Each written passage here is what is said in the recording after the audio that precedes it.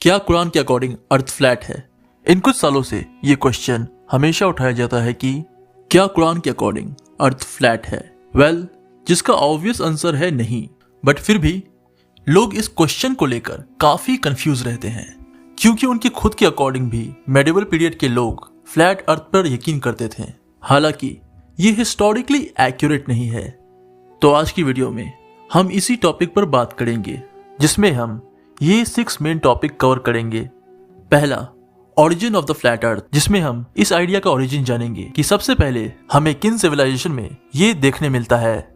दूसरा, Greek philosophers on the flat earth, इसमें हम अर्ली प्रोमिनेंट ग्रीक फिलोसफर और मैथमेटिशियन के व्यूज जानेंगे कि उनका इस पर क्या मानना था। तीसरा, early Judaism on the flat earth. जैसा कि हम जानते हैं कि जुडाइज्म हिस्टोरिकली सबसे पुराना अब्राहमिक रिलीजन है और जूइश टेक्स्ट में भी फ्लैट अर्थ का कॉन्सेप्ट मौजूद है। तो हम जानेंगे कि कुरान के रिवील होने से पहले अर्ली जूइश रबाई और रिलीजियस कम्युनिटीज इसके बारे में क्या सोचते थे। चौथा, कुरानिक ग्रामर, जहां हम उन वर्ड्स जिसमें फ्लैट अर्थ से रिलेटेड बातें हैं उनका ग्रामेटिकल स्ट्रक्चर और इंटरप्रिटेशन समझेंगे। पांचवा, medieval thinkers on the flat earth, इसमें हम जानेंगे कि मेडिवल पीरियड यानी इस्लामिक गोल्डन एज के टाइम में प्रोमिनेंट इस्लामिक स्कॉलर का इस पर क्या व्यू था। और छठा, हिस्टोरिकल होक्स। आखिर में हम जानेंगे कि जैसा कि हम आज सोचते हैं कि पुराने जमाने में लोग फ्लैट अर्थ पर यकीन करते थे, इस फैब्रिकेटेड हिस्ट्री को किसने फैलाया। तो चलिए आज का वीडियो स्टार्ट करते हैं। नोट, वीडियो में बताए सारे इन्फॉर्मेशन का सोर्स आपको डिस्क्रिप्शन में मिल जाएगा, आप वहां से पढ़ सकते हैं। यह है इमागो मुंडी या मैपा मुंडी। अकेडियन लैंग्वेज में मुंडी का मतलब होता है अर्थ, और ये है बिटर रिवर इन दोनों सर्कल्स के बीच। So it is basically map of the world in ancient Mesopotamian culture. Ancient Mesopotamia के अलावा एंशिएंट इजिप्ट में भी, स्पेशली ओल्ड किंगडम के टाइम में, ऐसा ही एक मैप देखने मिलता है। ओल्ड किंगडम के text, pyramid and coffin text के अकॉर्डिंग नून है एक ओशन जो ड्राई लैंड के चारों तरफ मौजूद है। एंड इनके अलावा एंशिएंट ग्रीस में भी ऐसा ही कुछ देखा जा सकता है। गाय आया खौस यानी अर्थ और ओशियनियस यानी ओशन। तो हिस्टोरिकल अकाउंट्स के अकॉर्डिंग ये 3 सबसे पुराने मैप है फ्लैट अर्थ के। इन मैप के अलावा भी कई ग्रीक पोएट और फिलोसफर ने इस आइडिया को अपने वर्क्स में पोर्ट्रे किया है। लाइक एंशिएंट फिलोसफर एनेक्सिमेंडर के अकॉर्डिंग अर्थ एक शॉर्ट सिलेंडर था जिसका टॉप फ्लैट था। एक अनदर फिलोसफर ज़ीनोफिनस के अकॉर्डिंग भी अर्थ फ्लैट था जिसका टॉप एयर को टच कर रहा था और साइड एक्सटेंड कर रहे थे विदाउट एनी लिमिट।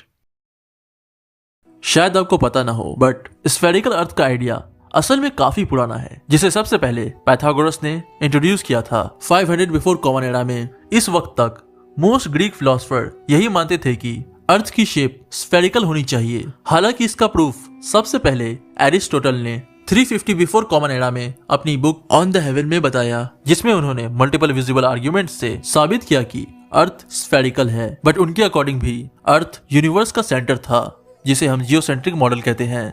इसके बाद 3rd बिफोर कॉमन एरा में ग्रीक मैथमेटिशियन एराटोस्थिनीस ने पहली बार अर्थ का सर्कमफ्रेंस कैलकुलेट किया था, वो भी एक सिंपल स्टिक से, जो कि था 40,000 किलोमीटर, जो कि एक्चुअल वैल्यू के काफी करीब था।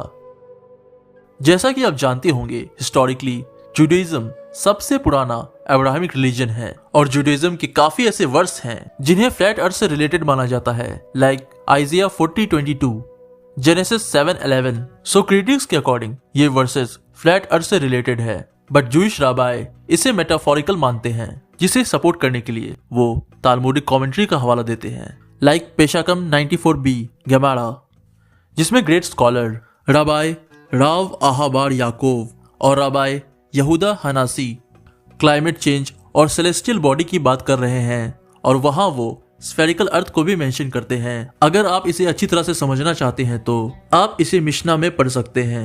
जुडाइज्म के अलावा काफी प्रोमिनेंट क्रिश्चियन सेंट्स भी इस पर अपना व्यू रखते हैं, क्योंकि जुडाइज्म का ये सेक्शन क्रिश्चियनिटी में ओल्ड टेस्टामेंट कहलाता है। तो क्रिश्चियन स्कॉलर भी इस वर्स को अपने हिसाब से इंटरप्रेट करते हैं। जैसे सेंट बीट कहते हैं, spread out like a wheel but resemble more a ball being equally round in all direction. और सेंट अगस्टाइन कहते हैं, the Bible doesn't talk about the shape, we don't need it for salvation, if you do want to talk about it let's agree to the argument of the philosopher who says it's a globe. इनके अलावा कई और Christian cents का भी यही मानना था।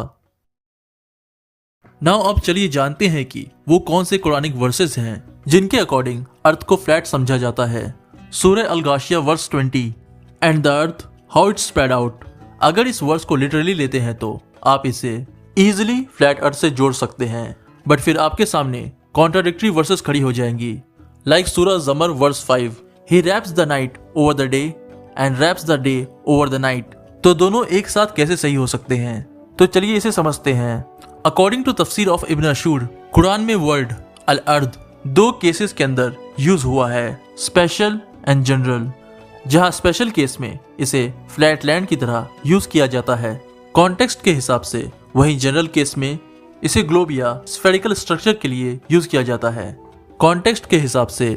For example in सूरह अल-गाशिया वर्स 20 में अगर हम इससे पहले की कुछ वर्ड्स देखें कॉन्टेक्स्ट समझने के लिए, तो अल्लाह कहते हैं, so do they not look at the camel how they are created, and at the sky how it is raised high, and at the mountains how they are installed, and at the earth how it spread out. So इससे clear context समझ में आता है कि यहाँ उन चीजों की बात हो रही है जिसे हम अपनी आंखों से देख सकते हैं, जिसमें फ्लैट अर्थ बिल्कुल फिट बैठता है एक कारपेट की तरह। तो ये स्पेशल केस में आता है। जनरल केस में आता है सूरह ज़मर वर्स 5। अगर हम इसके भी आगे पीछे के वर्स देखें कॉन्टेक्स्ट समझने के लिए, तो अल्लाह कहते हैं, he created heaven and the earth just for purpose, he wraps the night over the day and he wraps the day over the night, and he has put the sun and the moon under his command, so as you can clearly see. यहाँ context के हिसाब से हम outer space से देख रहे हैं, सूरज, चांद और हेवेंस की बात की जा रही है, तो इस कॉन्टेक्स्ट में फ्लैट लैंड सही नहीं बैठेगा, बट एक स्फेरिकल स्ट्रक्चर सही बैठेगा जिस पर हम कुछ रैप कर सकें।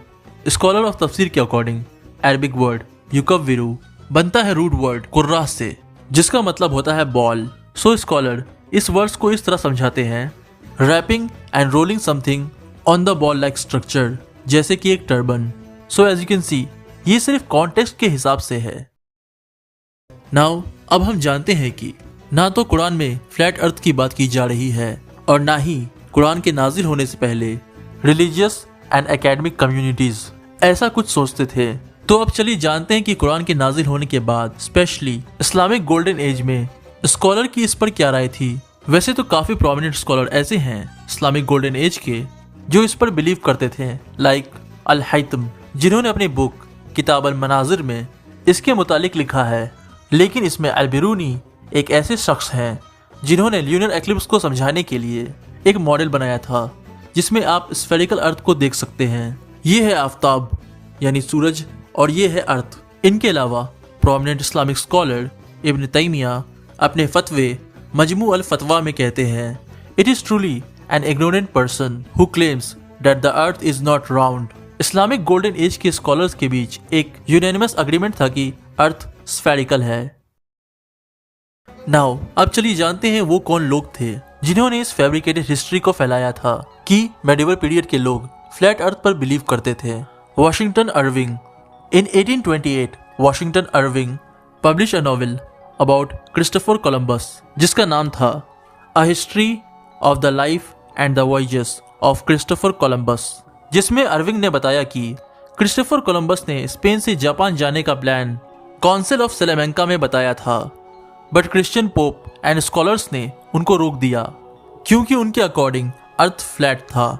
बट जैसा कि अब हम जानते हैं अर्विंग के नॉवेल का ये हिस्सा फैब्रिकेटेड हिस्ट्री है।